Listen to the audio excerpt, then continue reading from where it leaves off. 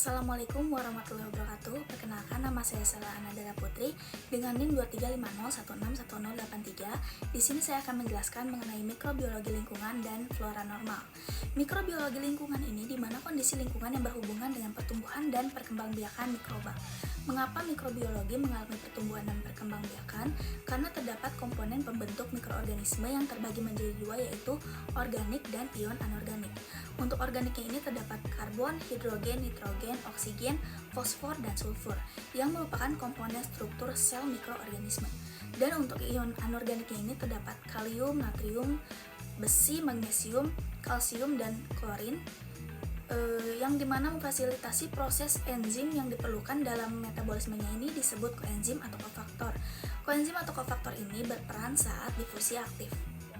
Lalu pada kebutuhan nitrogen ini, jika virus, bakteri, dan jamur dibentuk oleh DNA dan protein.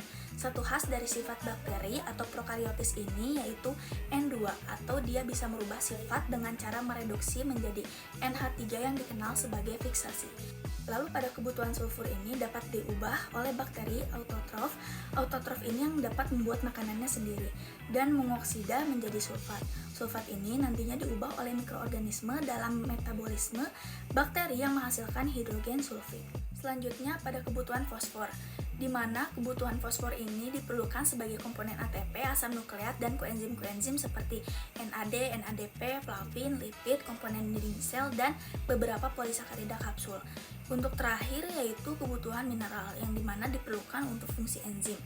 Ion magnesium ditemukan dalam molekul kloro dan ium ferus sebagai bagian koenzim, sitokrom, dan polisakarida. Ion magnesium dan kaliumnya ini diperlukan untuk fungsi integritas ribosom. Kalsiumnya ini dibutuhkan sebagai unsur pokok dinding bakteri pada gram positif. Selanjutnya, klasifikasi mikroorganisme berdasarkan kebutuhan karbon ini terbagi menjadi 3 bagian, yaitu autotrof, heterotrof, dan chemolitotrof. Pada autotrof ini merupakan mikroorganisme yang tidak memerlukan nutrien organik untuk pertumbuhan, contohnya sel tumbuhan. Lalu pada heterotrof ini merupakan mikroorganisme yang memerlukan karbon organik untuk pertumbuhan, contohnya ini semua sel hewan. Yang terakhir, chemolitotrof yang dimana mikroorganisme ini menggunakan substrat anorganik seperti hidrogen atau tiosulfat, contohnya bakteri sulfur. Lalu faktor-faktor yang mempengaruhi pertumbuhan bakteri ini, yang pertama ketersediaan oksigen, yang kedua temperatur, yang ketiga pH, yang keempat kelembaban di medium serta atmosfer, yang kelima kekuatan ionik dan tekanan osmotik. Selanjutnya terdapat pembelahan biner yang dimana pada waktu penggandaannya ini diperlukan oleh sel menjadi 2 kali jumlah sel semula. Waktu penggandaan tiap mikroba ini berbeda tergantung kecepatan pertumbuhannya. Selanjutnya terdapat beberapa reproduksi seksual bakteria. Di antaranya adalah transduksi. Transduksi ini pemindahan sebagai materi genetik dari sel bakteri satu sel ke bakteri lain dengan perantaraan virus.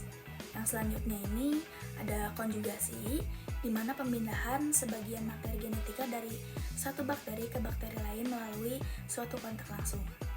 Untuk yang transformasi ini, pemindahan sebagai materi genetik dari satu bakteri ke bakteri lain. Lalu bagaimana wabah corona ini dapat dimulai? Yang pertama ini melalui kelelawar, yang dimana kelelawar ini menyebarkan virusnya melalui unta, musang, dan terenggiling. Pada unta ini dapat ditularkan ke manusia melalui cairan dari mulutnya itu. Lalu pada musang ini biasanya terjadi secara kontak langsung. Seperti itu gambarannya. Nah, yang selanjutnya ini pada flora normal.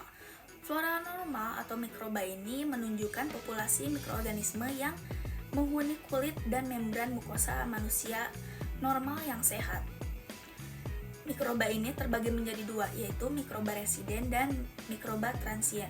Pada mikroba residen ini, mikroorganisme yang relatif tetap ditemukan di area tertentu pada umur tertentu.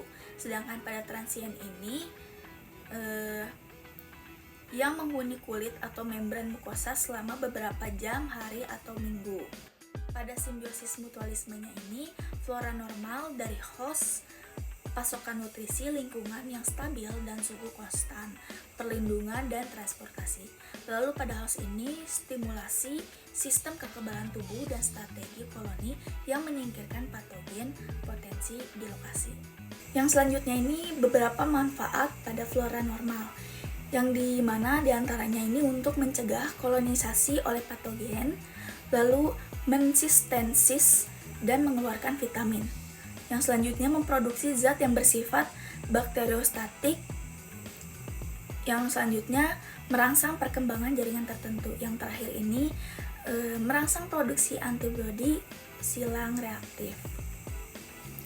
Perkembangan flora normal pada manusia ini mempengaruhi komposisi flora normal, yang dimana terdapat pada saluran usus, rongga mulut, dan vagina.